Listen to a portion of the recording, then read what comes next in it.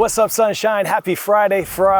I'm Coy Wire on a CNN 10 field trip coming to you from Asheville, North Carolina, along the beautiful Blue Ridge Mountains. We are on the grounds of America's largest privately owned home, the Biltmore Estate, and this calls for...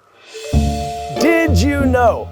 The Biltmore Estate was built in 1895 by George Vanderbilt, the grandson of famed shipping magnate Cornelius Vanderbilt. It took 6 years to build. He and his wife Edith and their daughter Cornelia lived in this 250-room home with 35 bedrooms, 43 bathrooms, and 65 fireplaces. There's also a lot of secret doors and hidden passageways. Maybe the coolest part, though, the 8,000-acre backyard of beauty. In 1930, the family decided to open the mansion to the public as a way to boost Asheville's economy during the Great Depression. The estate is still run by the descendant of George Vanderbilt. And today, about 1.3 million visitors enjoy this nostalgic, whimsical throwback into time each and every year. You can go horseback riding, hiking, biking, take carriage rides, have a picnic, gallivant through the Immaculate Gardens, and falconry. The Biltmore Estate is a must-see spot, along with the quaint and gorgeous downtown Asheville. Now, another part of the reason I'm here today is to highlight the amazing recovery effort. After this eccentric, artistic town was devastated by Hurricane Helene, it has been 9 months since the Category 4 storm tore through the Shenandoah River Valley of western North Carolina, where flooding and landslides toppled trees, demolished homes and businesses. And while many of the scars left behind are still fresh, the amount of progress that has been made to clean up and rebuild is nothing short of remarkable. Asheville and its surrounding towns rely on tourism to fuel its economy, and locals are hopeful that this summer, visitors, art lovers, and adventure seekers will come back to western North Carolina. It has been a long road since Helene, but we're excited to get people coming back and know that we're still here and we're rebuilding. Thank God for volunteers and thank God for donations, but they're putting this town back together. In times of tragedy or hopelessness, the great Mr. Rogers famously once said, "Look for the helpers," and North Carolina hasn't had to look far. Here are just a few of their stories. In between the rocks and rapids of the French Broad River, signs of Helene still sit in the water. Piles of pipes that Mountain True says their crews have been working tirelessly to clear out. These plastic pipes that were coiled up have come loose and they're intertwined into our log jams. It's a pretty big environmental disaster that we're picking up one piece at a time right now. The Army Corps of Engineers has been working one waterway at a time, using heavy machinery to get out the big stuff, while these paid crews, along with volunteers, are trying to clear out everything else. We are at it until the last bag of trash comes off these rivers. So far, Mountain True says they've removed nearly 300,000 pounds of trash by hand, like these piles of tires and bins of twisted metal. These crews hope others will realize that portions of the French Broad like this one are safe and back open to enjoy this summer. I think that Asheville and the outfitting community at large is ready to have people come back. Cut a 7 3/8 by 7 3/8 piece. After the flood, we knew that our program was in a rare opportunity to really be able to help. Inside of Jeremy Dott's carpentry class at Mountain Heritage High School, I've never built a house until now. You'll see a group of students working on a project they didn't originally anticipate. I do one there, one there, one there. Dott says that within 2 weeks of the storm, they were looking for any sort of grant to get the funds they needed to help. It wasn't until late November when that help arrived from the foundation Rebuilding Haulers. I just started making sure as donations came in that we were putting money aside to make sure we could fund this as well for the materials so they could start building. It's about 670 square feet. It's a 1-bedroom, 1-bath house with a loft. I take a lot of pride in this, helping people from my community.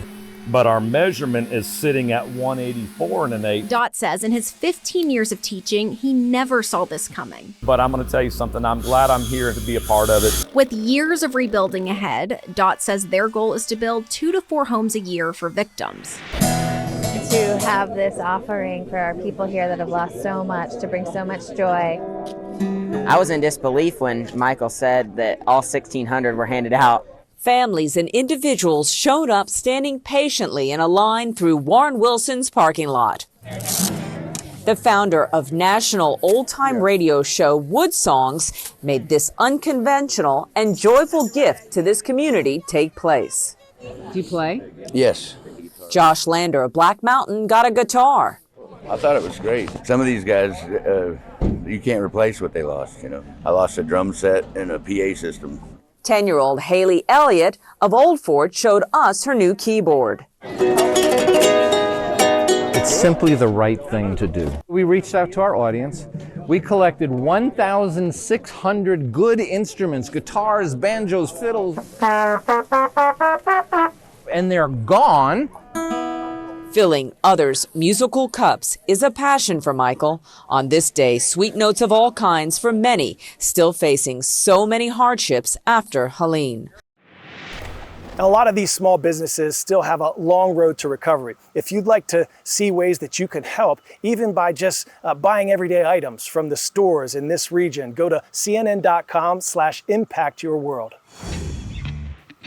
Pop quiz, hot shot. What is the heaviest organ in your body? Brain, stomach, skin, or intestines?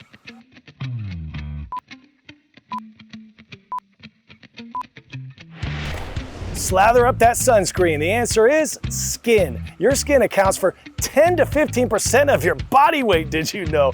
Which is composed of water, oils, lipids, nutrients, hair follicles, blood vessels, and living and dead cells. The average adult clocks in at about 20 pounds of skin.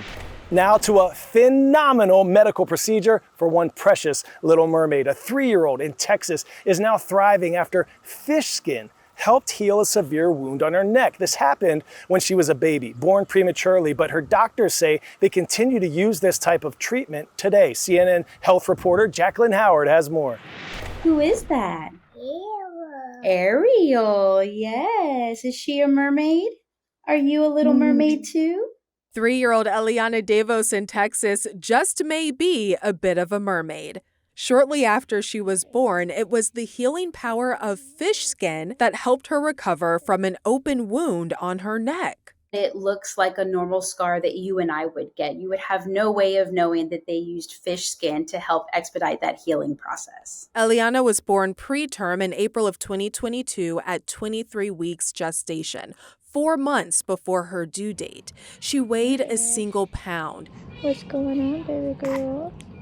She spent more than 100 days total in the NICU, but it was about midway through her stay when she developed a serious bacterial infection on her neck. It damaged the tissue under her skin and caused a deep wound. It sounds scary, but it was almost like a flesh-eating disease. Eliana was transferred from a general hospital to Driscoll Children's Hospital in Corpus Christi. Despite her severe wound, she was not a candidate for surgery or a conventional human skin graft. They were too risky. Instead, Dr. Dimas and nurse practitioner Roxana Reyna tried something different. They used a medical-grade honey solution to clean out the wound. Medical honey is known to help safely remove dead tissue and support healing. Then they applied a mixture of that honey with the fish skin to cover the wound. It's microscopically so close to human skin that it helps the wound start to heal. It gives a scaffold. You see, the fish skin taken from wild Atlantic cod provided a type of platform for Eliana's body to grow new skin tissue, and some of the omega oils and other natural elements helped contribute to the healing process. Once it basically does its job helping the wound heal, then it sort of just melts away. Eliana's care team appears to be the first to use fish skin in this way in fragile preterm infants. Now to one of the world's most active volcanoes showing off, Mount Etna, erupting to heights that haven't been seen in decades, sending clouds of ash and soot into the sky, so much so it sent tourists running. Authorities say the latest eruption sent a plume of ash and rock some 21,000 feet into the air.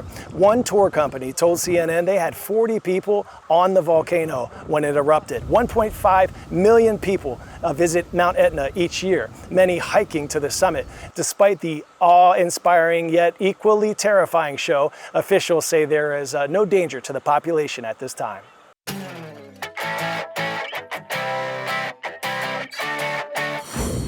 Today's story getting a 10 out of 10, a scene from a safari hoofing it down a highway in Tennessee. This pet zebra named Ed has been spotted roaming through Rutherford County, Tennessee neighborhoods after its owners acquired it just one day earlier. Everybody's just getting the hoot out of it, you know, here in Murfreesboro. As of Wednesday, local reports said the animal is still unaccounted for. While it is legal to own exotic pets like zebras in the state of Tennessee, officials warn they are not domesticated like horses. They can be difficult to train and they can even be aggressive. So if you live in Tennessee, keep your head on a swivel, y'all.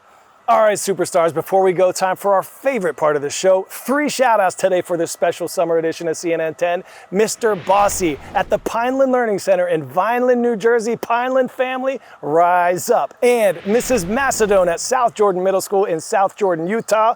Utah best. And finally, shout out all the way over to Switzerland, Mr. Zander and Zurich International School. Thank you for making us part of your day. Go on out, make someone smile today. You never know how or when, but you may be the difference someone needs. You're more powerful than you know. I'm Coy Wire, and we are CNN 10.